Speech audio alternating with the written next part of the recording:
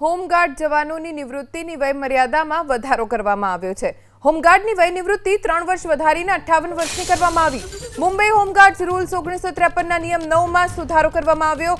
હર્ષ સંઘવીએ હોમગાર્ડને ગણાવ્યો પોલીસનું પૂરક બળ। હોમગાર્ડના જવાનો મોટા મેળાવડામાં બંદોબસ્તની મહત્વની ભૂમિકાઓ ભજવે છે। વય મર્યાદા વધારતા હોમગાર્ડના સભ્યો રાષ્ટ્ર અને સમાજની વધુ સેવા કરશે તેવું હર્ષ સંઘવીએ કહ્યું। વધુ જાણકારી અમારા સંવાદદાતા હિરેન રાજ્યગુરુ પાસેથી પ્રાપ્ત કરીશું।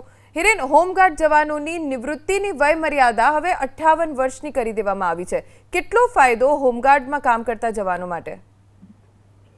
3 વર્ષની વય મર્યાદા વધારવામાં આવી છે રાજ્ય સરકાર દ્વારા। આજે હોમગાર્ડ જે બળ છે ગુજરાત રાજ્યની અંદર તે હંમેશા પોલીસની સાથે જ્યારે પણ જરૂર હોય અથવા તો સામાન્ય બંદોબસ્ત હોય એની કામગીરી કરતું હોય છે અને આ માટે થઈ અને તેમને અલગથી ભથ્થું દિવસનું ગણી અને આપવામાં આવતું હોય છે અને એને માનદ વેતન ગણવામાં આવે છે। 3 વર્ષ વધારવામાં આવી છે એટલે હોમગાર્ડના જવાનો હવે 58 વર્ષ સુધી આ સેવા આપી શકશે। અગાઉ 55 વર્ષની મર્યાદા હતી જે બોમ્બે એક્ટ લાગુ હતો ગુજરાતની અંદર। એ મુજબ 1953ના નિયમ 9માં જે બોમ્બે એક્ટ હતો તેની અંદર સુધારો કરી અને હવે 58 વર્ષ કરી દેવામાં આવ્યા છે। સૌથી મહત્વપૂર્ણ બાબત કે જેમણે લાંબા સમય સુધી આ હોમગાર્ડના જવાન તરીકે સેવા આપી છે એ વધારાના 3 વર્ષ હજુ આપી શકશે। એટલે એના માટે એક રાહતની વાત એ થઈ કે જ્યારે તેઓ નિવૃત્ત થવાના છે અને ત્યારે જ વધારે તેમને આજીવિકાની પ્રશ્ન ઉપસ્થિત થતો હોય છે। એવા સંજોગોની અંદર